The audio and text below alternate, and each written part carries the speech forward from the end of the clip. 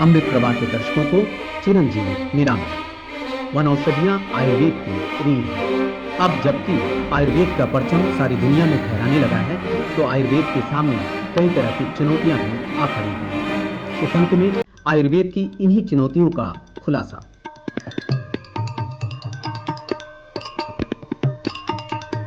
पृथ्वी पर जीवन वनस्पतियों और जीवों के रूप में व्यक्त हुआ है। आधुनिक वैज्ञानिक शोधों के अनुसार दोनों के बीच घनिष्ठ संबंध भी हैं। वनस्पतियां जीवों के परम मित्र हैं। आयुर्वेद के ऋषियों ने इसी संबंध का उद्घाटन किया था। चूंकि अभी तक भारत की ही जड़ी बूटियों के गुणों की पहचान हुई है, इसलिए सारे विश्व के स्वास्थ्य की रखवाली का दायित्व हमारी शस्य श्यामला धरती पर ही आ पड़ा है। लेकिन देश की जनसंख्या बढ़ने, लोगों के भोजन, आवास और उद्योग की खातिर वनों और पर्वतों के उजड़ने से हमारी जड़ी बूटियों का उत्पादन भी प्रभावित हुआ है।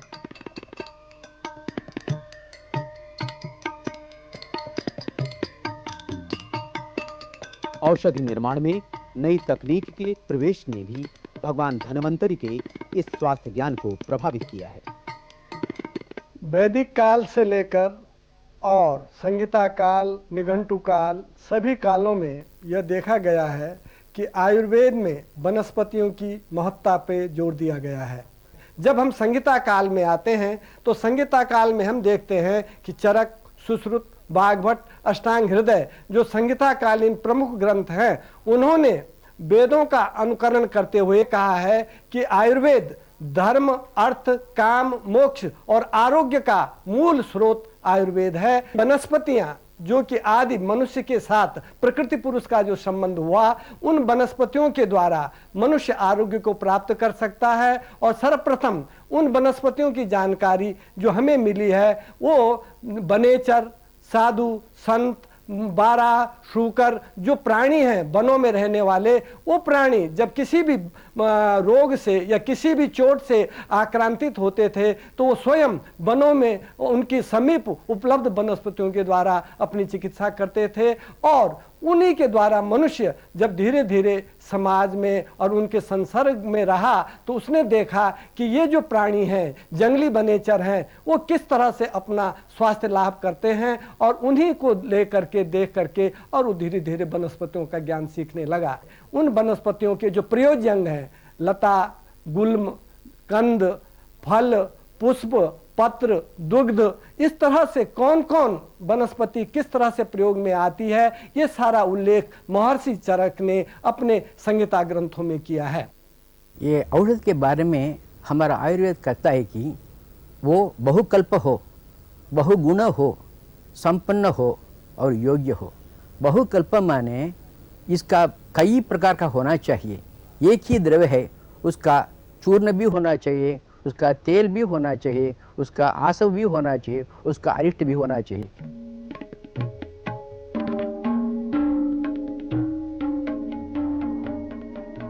विश्व की मांग को देखते हुए जड़ी बूटियां हमारी अर्थव्यवस्था को मजबूत भी कर सकती हैं। जरूरत है तो इस बात की कि हम विदेशों में स्थित अपने दूतावासों का इस कार्य में सहयोग लें। इन्हें अंतर्राष्ट्रीय पेटेंट कानून से बचाएं। इसके अलावा देश में दुर्लभ जड़ी बूटियों का अस्तित्व बचाने और सामान्य जड़ी बूटियों का उत्पादन बढ़ाने के लिए किसानों को जागरूक बनाना भी जरूरी है।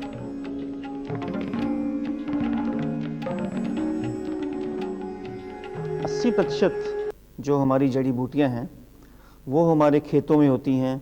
और जो छोटी जड़ी बूटियां होती हैं जिनकी लाइफ बहुत लंबी नहीं होती, वो खेत में पैदा होती हैं, छोटी जगह पैदा होती हैं, हर साल बढ़ जाती है, वो उन जड़ी बूटियों की कोई कमी नहीं है। जिन जड़ी बूटियों की कमी होने जा रही है, जैसे बड़े पेड़ हैं जिनकी लाइफ लंबी होती है, वो लोग काटते जा रहे हैं, किसान काटते जा रहे हैं, उनको द्वारा नहीं उगाया जा रहा है, उनकी कुछ कमी अब महसूस करने लगे हैं। सड़कों पे ये ऐसे पेड़ लगाए जाएं जिनका कि औषध का रूप हो। जड़ी बूटियों का जो ज्ञान था वो जो आदिवासी लोग हैं उनके द्वारा प्राप्त किया गया। और जो मनुष्य जिस जलवायु में, जिस भूमि में रहता है, उसी व्यक्ति के लिए उसी भूमि में उगने वाली जड़ी बूटी उसको स्वास्थ्य को लाभ दे सकती है। प्राणी जगत में मनुष्य ही ऐसा है जो अपने आहार को लेकर दुविधा में है। घर में ऐसी प्रथा कि फल इत्यादि जो भी अच्छी चीज़ें वो पुरुषों को खाना है, लड़कों को खाना है, महिलाओं और लड़कियों को नहीं खाना। ये हो सकता है जो महंगे फल हैं वो आप ना खाएं, लेकिन जो सामान्य रूप से घर में मिलने वाले रोज की चीज़ें हैं, यदि वही हरी सब्जियां, हरे फल महिलाएं समुचित रूप में खाती से रहें। मान लीजिए इस समय सेव अंगूर बहुत महंगा है, पपीता सस्ता है, वो पपीता खा लें, अमरूद खा लें। कोई भी हरे फल, हरी साग सब्जी यदि महिलाएं नियमित रूप से खाती रहें तो उनको स्वास्थ्य में बहुत कुछ सुधार होगा। दालें हैं, दालें उनको सभी दालें मिलाकर यदि बनाएं और बनाकर खाएं तो ज़्यादा उचित होता है बजाय कि एक एक दाल बनाने के, क्योंकि उससे दालों में जो प्रोटीन होता है, जब सब दालें मिला देंगे तो प्रोटीन हमारे शरीर के लिए ज़्यादा लाभदायक और आवश्यक हो जाता है। खाने में जैसे पूर्वी जो हमारे प्रांत है उनमें चावल का ज़्यादा प्रयोग होता है, तो चावल के साथ गेहूं का भी प्रयोग करें, हरे साग सब्जी का प्रयोग करें। और यदि साग सब्जी कढ़ाई में, लोहे की कढ़ाई में छौंक के खाएं, उससे कुछ लौह तत्व हमारे शरीर में अवश्य जाता है। दूसरा जो उनको ध्यान रखना होता है, जिस समय वो गर्भवती होती हैं या बच्चे को दूध पिलाती होती हैं, उसमें उनको सामान्य से कुछ अधिक भोजन की आवश्यकता होती है, बहुत ज़्यादा तो नहीं परंतु हाँ। और ऐसे में खासकर दूध या दूध से बनी हुई जितनी भी चीज़ें हैं वो जो भी उपलब्ध हैं उनको अवश्य ले लेनी चाहिए। इसके साथ में जो सामान्य घर में रोज़ मिलने वाली चीज़ें यथा आंवला, आंवले का यदि वो प्रयोग करें तो उससे उनका पेट भी ठीक रहेगा, भूख भी बढ़ेगी और शरीर में लघु तत्वों की भी वृद्धि होगी, खासकर जिसमें उनको बच्चा है पेट में। शतावर ये भी घरों में या गाँव में मिलती है, इसको दूध में करके वो ले सकते हैं। इससे जो स्तनपान कराते हैं इसमें दूध की मात्रा भी अच्छी होती है और उनका स्वयं का स्वास्थ्य भी अच्छा रहता है। इन चीज़ों पे यदि वो अपना ध्यान रखें तो रोज की घर गृहस्थी में रहते हुए भी उनका अपना स्वास्थ्य अपेक्षाकृत अच्छा रह सकता है। इस बार अनुसंधान में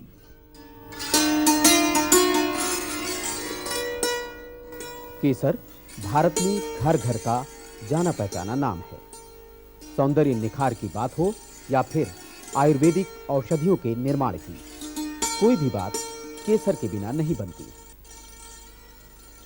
केसर के बिना महाकवि कालिदास की नायिकाओं का श्रृंगार पूरा नहीं होता। महर्षि चरक के औषध योग अधूरे रहते हैं। रूपसियों की माथे की बिंदी हो या कुमकुमादि का तेल, सब केसर का ही तो कमाल है। एक तो हम अपनी पूजा अर्चना और साधना के लिए केसर का प्रयोग करते थे, दूसरा हमारे लोकाचार में, व्यवहार में था कि हम अपने सांस्कृतिक कार्यक्रमों में इसका प्रयोग करते थे कि यह औषधि एडाप्टोजेनिक है। एडाप्टोजेनिक जब हम कहते हैं तो विषम परिस्थितियों में अगर आप औषधि को लेते हैं, एक दो रवा भी लेते हैं, तो आपके शरीर में ऐसी शक्ति, ऐसा स्पंदन, ऐसी ऊर्जा जागृत हो सकती है जिससे कि आप उस विषम परिस्थिति में अपने को रख सकें। ऐसी कई औषधियां हैं जिनमें हमें रंग बदलना होता है, उसकी कार्बुकता को और आगे बढ़ाना होता है, पोटेंशिएशन जिसको कहते हैं, ड्रग पोटेंशिएशन, उसमें इस औषधि का प्रयोग करते हैं। ऐसे बहुत से द्रव्य है, ये भी एक है। दूसरा यह है कि जिसके साथ केसर लग जाएगी, रंग तो सुंदर तो होगा ही, साथ साथ उसको बहुत दिन तक, लंबे अरसे तक रखा भी जा सकता है। सिर्फ इसके साथ एक ही दिक्कत है कि सूर्य के प्रकाश से इससे दूर रखा जाए।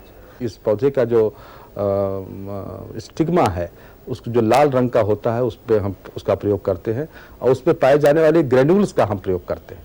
अगर उन ग्रेन्यूल्स को हम इकट्ठा करें किसी तरीके से, और उसमें आप ऐसा पाएंगे कि अगर एक जौ के बराबर इसके उन ग्रेन्यूल्स को किया जाए तो लगभग 1 लाख से ज़्यादा जौ रंगे जा सकते हैं। इसको रंग करने वाला द्रव्य न समझकर ज्यों ही केसर का नाम सुनता है व्यक्ति, तो उसके अंदर एक भाव है, वो जो लोकाचार से उसके बल में बैठाया गया है, तो उसकी जो गुणग्राह्यता है औषधि के प्रति बढ़ जाती है। कुमकुमादि तेल का नाम मैं विशेष तौर से उल्लेख करना चाहूँगा, क्योंकि आदमी को अपने को सुंदर बना के रखने की प्रक्रिया युगों से चली आ रही है। आज एक नई विधा हमारे सामने खड़ी है जिसे ड्रग एंड कॉस्मेटिक कहते हैं। तो कॉस्मेटिक्स में जो आज उथल पुथल मची हुई है, उसके दुष्प्रभाव भी सामने आ रहे हैं। लेकिन यह तेल ऐसा है जो नवयुवकों में, खासकर प्रौढ़ लोगों में भी, उनके जो व्यक्तित्व की अभिव्यंजना है उसको प्रतिबिंबित करने में इसका प्रयोग बहुत अच्छा हो सकता है और उसके कोई दुष्प्रभाव नहीं होगा। केसर अपना असर तो दिखाती ही है, साथ ही दूसरी औषधियों का असर भी बढ़ाती है। इसमें एक लाल रंग का पिगमेंट मिलता है और इसे क्रोसिन कहते हैं। यह एक रासायनिक घटक है जिसकी वजह से सारी कार्मिकता इसकी नापी जाती है।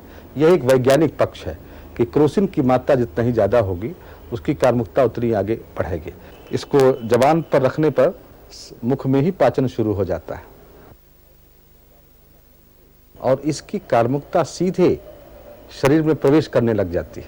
जो हृदय सूल की बीमारियां हैं, जो घातक बीमारियां हैं जिसमें हम समझते हैं कि रोगी की सद्य मृत्यु संभव है, वहां पर हम केसर का प्रयोग अपनी रसौषधियों के साथ करके लाभ को प्राप्त कर सकते हैं। केसर के साथ अब तक चुनौती थी तो ये कि यह हिमालय के ऊंचे स्थानों पर ही उगती थी और इसकी बढ़ती मांग को पूरा करना मुश्किल था। इस दिशा में केंद्रीय आयुर्वेद एवं सिद्ध अनुसंधान परिषद की कोशिशों ने सारी मुश्किलें आसान कर दी हैं। ये जो मदर बल्ब है ये कश्मीर के पेम्पोर इलाके से लाया गया जरूर, लेकिन इसके 2 भाग, कभी कभी 3-3 भाग किए गए। एक पूरे बल्ब का, ये पूरा जब रहता है प्राकृतिक अवस्था में तो इसकी साइज बहुत बड़ी होती है। चूंकि सूखा हुआ है इस नाते छोटा है। इसके कुछ अखुए निकले रहते हैं, उसको कहते हैं आइज।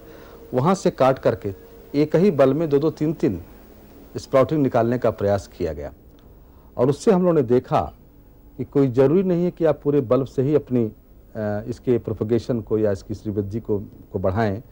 इसका 2-3 टुकड़ा करके भी आप खेती कर सकते हैं और अगर 1 लाख है तो 3 लाख यानी हेक्टेयर में लगाने की जो इसका प्लांटेशन की जो नंबर है वो बहुत बढ़ जाएगा। 2-3 बातें उसके बाद सिर्फ होती हैं।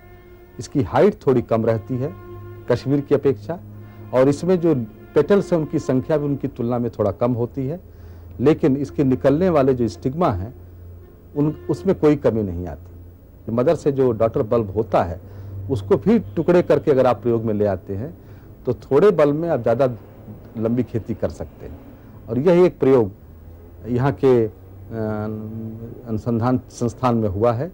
वह ग्राह्य है खासकर ऐसे अंचलों में जहाँ पर के लोग बहुत ज़्यादा बल्ब नहीं पाते हैं, थोड़े बल्ब में ज़्यादा दूर तक खेती कर सकते हैं। और अब विमर्श कुछ विशेष बातों पर।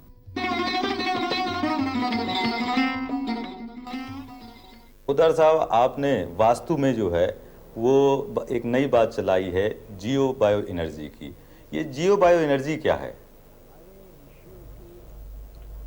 जियो बायो एनर्जी एक रिसर्च का काम शुरू हुआ है 20-25 साल पहले, जब जर्मनी में डॉक्टरों ने मरीज़ों को देखना चालू किया और देखा कि जहाँ जहाँ घरों में जाते थे उस घर के अंदर एक पर्टिकुलर तरह की बीमारी मिलती थी और जो नया आदमी उस घर में आके रहे वही बीमारी उसको लगती थी। तो उनके मन में ये दुविधा होने लगी कि मकान का असर है क्या बीमारी के ऊपर। इस बात को लेकर ये रिसर्च काम शुरू हुआ और आज मैं 10-11 साल से इस काम में, इस रिसर्च के अंदर जुटा हुआ हूँ और काफ़ी नई नई चीज़ें अपने को मिल रही हैं, समझ में आ रही हैं। तो ये साइंस क्या है और इसका बेसिस क्या है कि ये प्रिवेंटिव क्योर क्यों है और कैसे है, और ये आर्किटेक्चर और बिल्डिंग का शरीर के साथ क्या कनेक्शन है और हेल्थ के ऊपर इसका क्यों असर होता है। उधर साहब, ये जो बिल्डिंग मटेरियल का जो है आदमी के जो बायो एनर्जी लेवल जो उसका, उस पर क्या प्रभाव पड़ता है? प्रभाव तो बहुत पड़ता है। मटेरियल जितना हो सके नेचुरल फॉर्म में यूज़ किया जाए, नेचुरल पेंट जिसके अंदर केमिकल्स नहीं हो, नेचुरल मटेरियल जिसमें चूना वगैरह ज़्यादा यूज़ हो पहले की तरह। इन चीज़ों का एक प्रोटेक्टिव वैल्यू बहुत होती है मटेरियल्स की, नेचुरल मटेरियल्स की। आयरन का यूज़ जो क्या है, सली जो होती है आयरन की, उसके कारण जो आज स्टील के स्ट्रक्चर्स बनते हैं, मल्टी स्टोरीड स्ट्रक्चर्स बनते हैं, उनके अंदर एक केज ऑफ फराडे इफेक्ट हो जाता है। और वो केज ऑफ फराडे इफेक्ट में क्या होता है कि एक कंडेंसर की तरह हो जाता है। जो पहले कंडेंसर होते थे तो 2 प्लेट की तरह, कि जिसमें सारा एटमॉस्फेयर या सारा जो एयर है, हवा जो है वो चार्ज हो जाती है इलेक्ट्रिसिटी से। तो वो शरीर के ऊपर बहुत ख़राब असर करती है।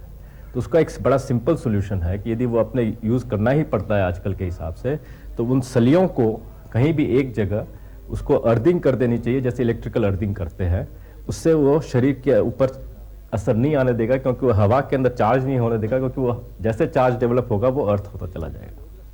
और अब चलते चलते जानिए अपने मतलब की बात, यानी हमारे औषधि मित्र क्या कहते हैं।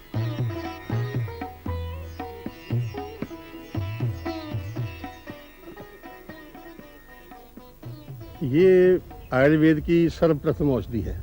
संसार को जीवन दान देने के लिए किसी भी रोग में ये हानि नहीं करती। भगवान शंकर के भवन में पहले वैदिक से इसको हरे हरस्य भवने जाता है, इसलिए इसको रीत की भी कहते हैं। रीत की तो मनुष्याणाम मातेव हित करणी, कदाचित कुपते माता नोदरस्ता हरित की। रीत की कभी गुस्सा नहीं करती। माँ तो गुस्सा होकर थप्पड़ लगा सकती है, अगर ये कमती बढ़ती हुई खाई जाए तो कभी नुकसान नहीं करती। पेट की सारी बीमारियाँ और जितनी चैनल्स हमारी रुकती हैं, मेंस की, आर्टरी की, पेट की, उन सब को खोलने के लिए हरीत की सच्ची कोई दवाई नहीं है। च्यवनप्राश, ब्रह्म रसायन और बहुत नाना प्रकार की इसकी दवाइयाँ बनती। ब्रह्म रसायन इसका एक विशेष योग है। वैसे हरीत की में त्रिफले में सबसे बड़ा प्रधान अंग जो है वो हरीत की है, जो बहुत मशहूर दवाई है हरीत की।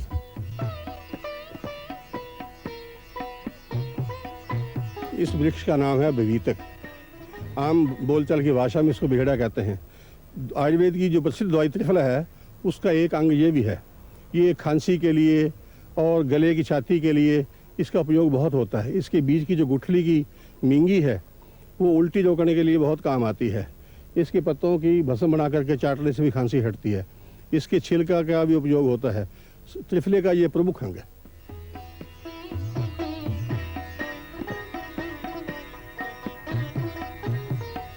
हमारे आंगन में तुलसी क्यारी होनी जरूरी है। अब ये क्यों?